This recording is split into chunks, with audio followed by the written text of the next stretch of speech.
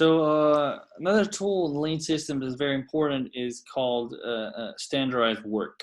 Okay, so standardized work is how do I make sure that everybody is doing things as they supposed to be doing. So how do I document the process as it is being done now and make sure that people are doing according to that standardized process. Okay. And the key point here is to document the steps of the operators. How are they doing their jobs, and all the equipment, the operators. And when I'm doing that, I usually find out a lot of waste, so I could work in balance the work and say, oh, why this worker has a workload of 80 seconds and the other one has a 32 seconds workload. And I never saw that because I never tried to put it in paper and calculate it and take the time to find out how long does it take. So also usually we find out some inadequate work elements or loose specifications. You find out how things are being done. And a lot of times people don't know how things are being done in the shop floor. They don't have that control. They know that the product's being produced and it's good and the customer likes it. But when you ask, okay, how to do the job, how the worker do the job, they don't know in the such level of details that we need to know to do the work operator balance chart. So again, I did that many times as well in companies, and we found out that leaders and managers don't have any idea of how workers are doing their job. Sometimes responsibilities are not well set. Sometimes the takt time and the work balance are not matched. Sometimes it takes a lot more than the takt time, so that person is working a lot. Sometimes it's working very little because you see that the work is right here and the takt time is right here, right? So you can help training also in training new people and passing that along. So standardization is a key part of maintaining continuous improvement.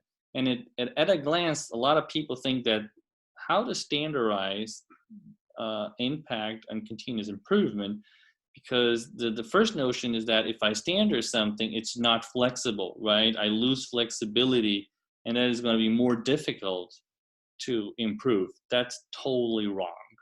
The only way to improve is to standardize.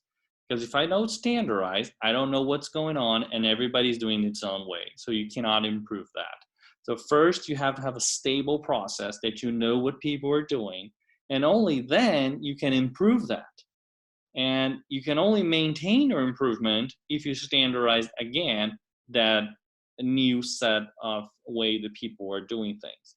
So you understand standardization or standardized work as this thing here, which basically is maintaining the continuous improvement to go forward, right? So imagine that you want your performance metric, you want to do better and better and better, right? And a continuous improvement is like moving a rock up the hill. And I kind of already used that expression there in the beginning of the semester. If you stop pushing the rock up, it will go down again. So the natural effect of an improvement is go back to the normal state. You have to put there something to hold it in its place, and standard work is the tool to do that. And what it does, it has allowed you to improve your process. So it doesn't kill your improvement. It doesn't make your process less flexible. It actually gives you flexibility to go and to improve a little bit at a time. So you have to manage things that are different. People are different. Process change, and you have to be to update that and to be fast in making sure that your work standards are according to what people are doing. So standard work is know what people are doing now. That's basically it. Not document what they're supposed to be doing. Not document what you think that they're doing. Have what they're doing documented. Okay, so there's different things. I'm not going to go very specific. This start actually with the training that was developed by the U.S. Army in the Second World War, and created a bunch of methods to make people more productive when the kind of the war effort to produce things here in the U.S.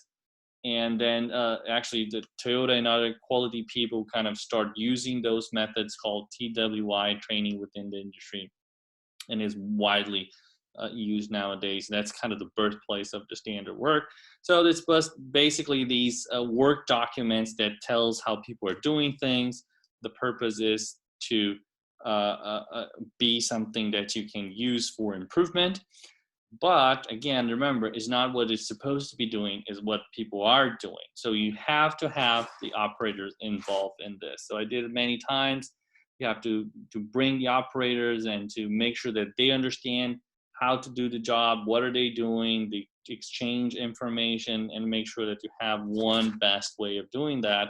It's going to be the best until find another best, and then you have a new best.